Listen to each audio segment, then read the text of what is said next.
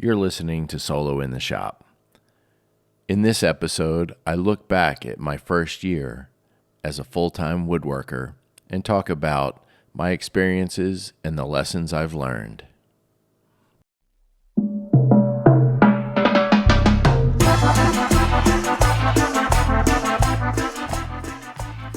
Whether you are a hobbyist, weekend warrior, making commissions for friends and family, or already a full-time maker, if you are solo in your shop, this is the show for you. I'm Ronald Lowe's, the host of Solo in the Shop, a woodworking podcast discussing everything from current projects, tools and techniques, decisions around running a small business, and much more. So if you frequently find yourself alone and covered in sawdust, follow my journey and we can be solo in the shop together.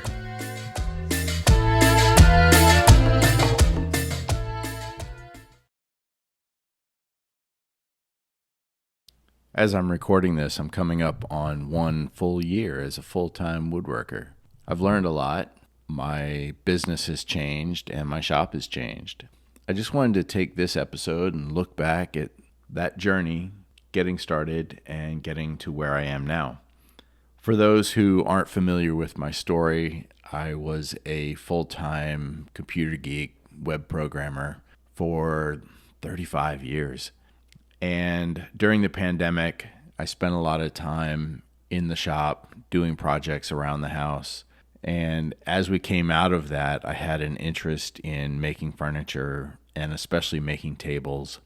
I linked up with Lighthouse Woodworks in Boston and did a short internship there where I learned a ton about making tables and what makes them hold together, learned about wood movement and finishing, table legs, joinery, attachment, stability, delivery, customer service, and a little bit about pricing. As I reached the end of that internship, a friend of mine asked for a walnut table, and I took that on. My pricing was completely wrong, but I produced what I thought was a pretty amazing table for my first try. I spent probably a lot more time on it than I should have. I made careless mistakes here and there, but the end result was a beautiful, beautiful table. I delivered that to my friend and he was blown away.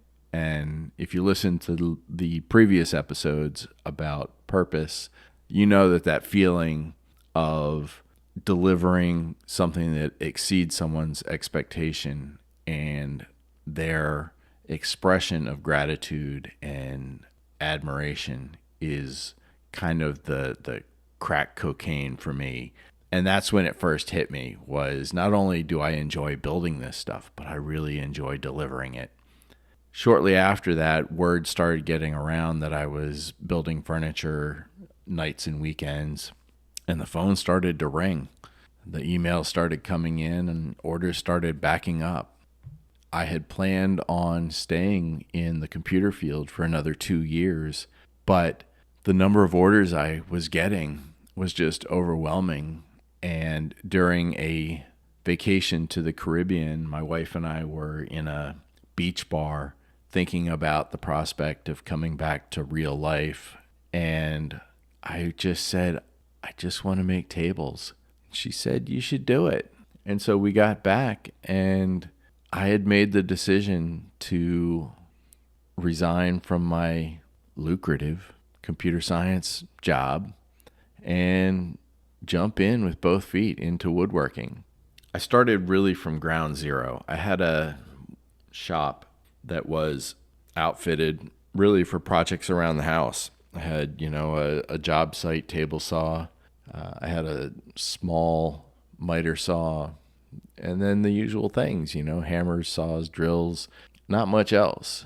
Now, through my internship, I realized that I was not going to be able to afford all the tools that I needed. And what I saw was there were a couple things that were must-haves if I was going to make quality furniture. Those included a Festool Rotex sander, a track saw so I could cut straight lines, and I kind of treated myself to a domino because at Lighthouse we used that extensively for lining things up and for quickly creating mortise and tenon joints.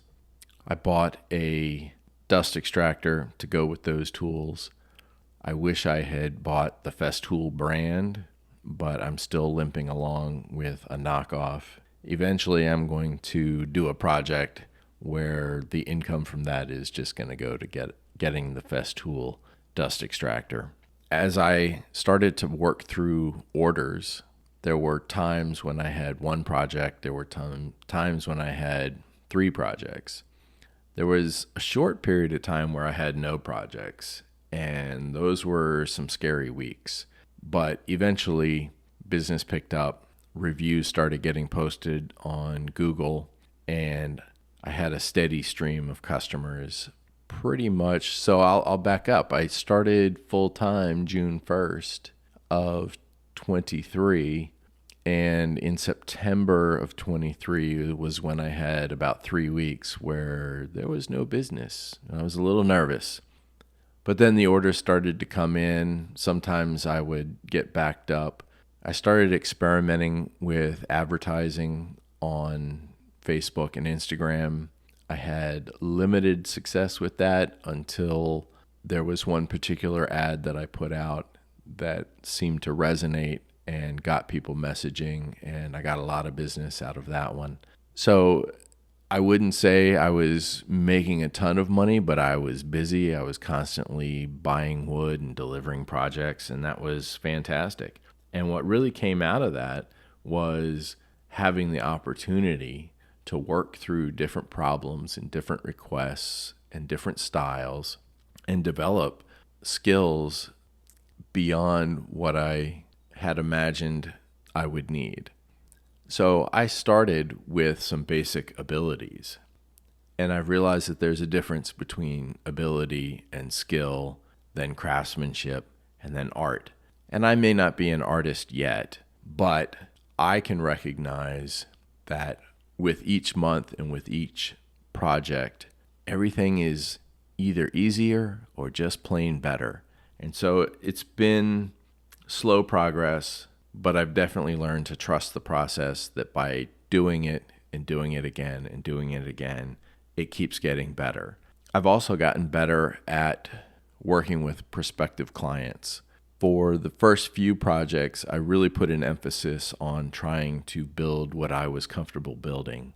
And there were a few times when I kind of questioned myself, but I was encouraging the customers to say, what exactly do you want? And let me try to produce that. And that ended up taking me longer, but I had to stretch myself and stretch my abilities. And in turn, that gave me more confidence. So it was a win-win, pushing myself to go beyond what I had done in the past. There's confidence and security in repeating yourself, but there's learning and skill and growth in pushing yourself beyond that. Somewhere along the way, I thought it would be a good idea to buy print advertising for a magazine that's published in a neighboring affluent town. That print advertising was quite expensive, and in retrospect, I don't know that I'll ever recoup the amount of money I'm spending on that. And it was a long contract. I'm still paying for it, and it's a struggle. It really takes a bite out of my monthly income, and I wish I had known that it wasn't going to produce the fruit that I was hoping for. It produced a little bit, but not nearly enough to compensate for its own costs. So I'm definitely losing money on that one. On the flip side, I've had great success now with Meta, advertising on Facebook and Instagram.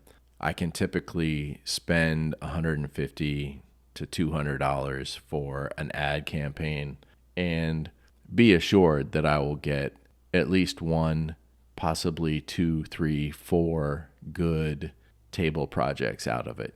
And that can be, for me, $3, $4, $5, $6,000 for a $200 ad spend. So experimenting with imagery, videos, messaging, those kind of things has really paid off for me. and it's what I lean on the most right now for new business. As I started my new business, I originally started it as a DBA in my own name, and I quickly pivoted and said, no, I really want to be an LLC. And that meant going to the bank and saying, hey, I'm going to change my corporate structure. Didn't realize that when you do that, that is actually changing the physical entity in a way that means you have to close your bank account, open a new one. So that was kind of a pain. And then one area that I did spend money on that I don't regret was I hired a CPA, which is just taking care of my tax obligations. And then I hired a bookkeeper who works remotely, and I just pay hourly. Typically, it's about 2 to 3 hours a month to handle my books. She has full access to my bank accounts and to my accounting system. So all the reporting that the CPA needs is done automatically. They just communicate when it's ready.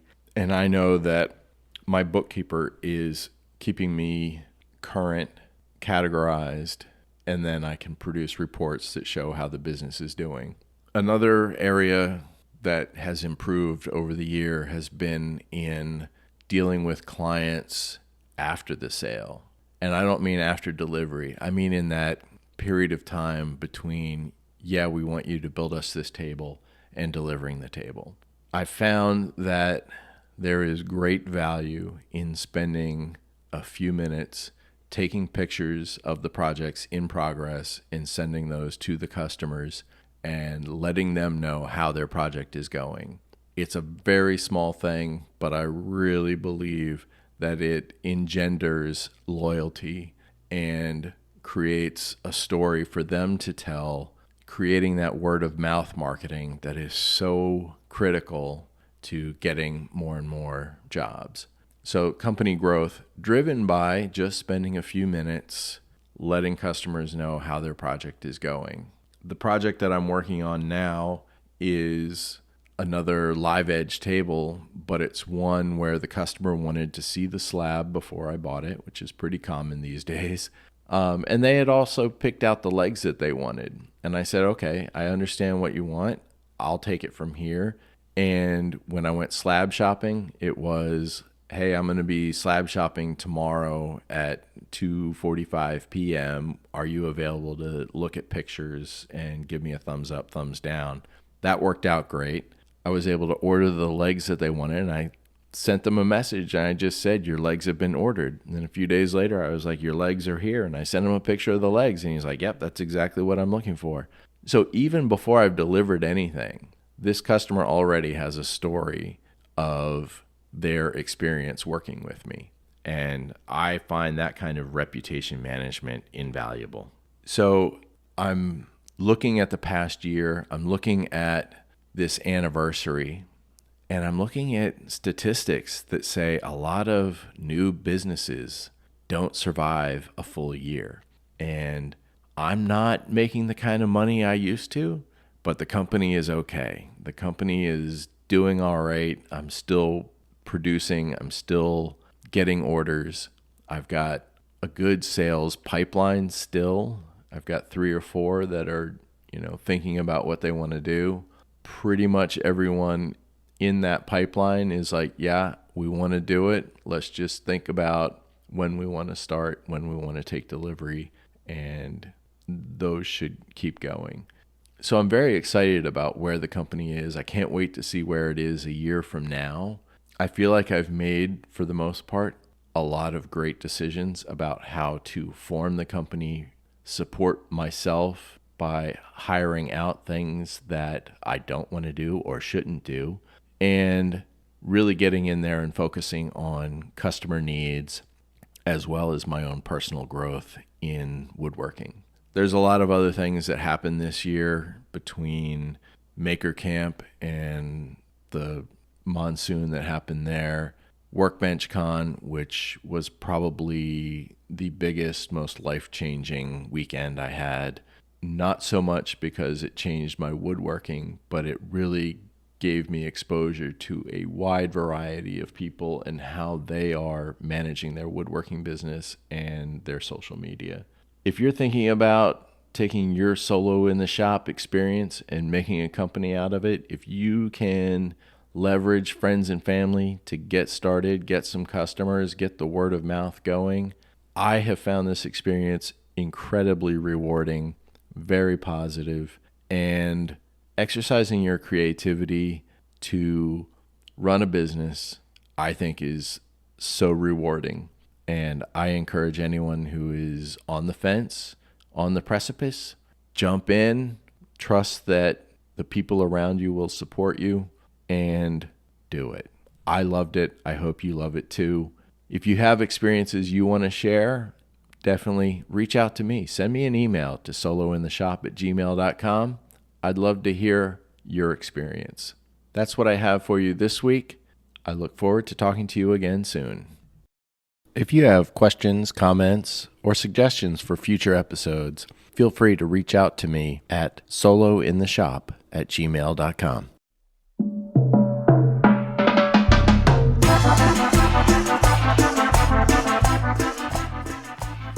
Thank you for listening to today's episode. If you got value from it and would like to help the show grow, I'd appreciate a review wherever you listen.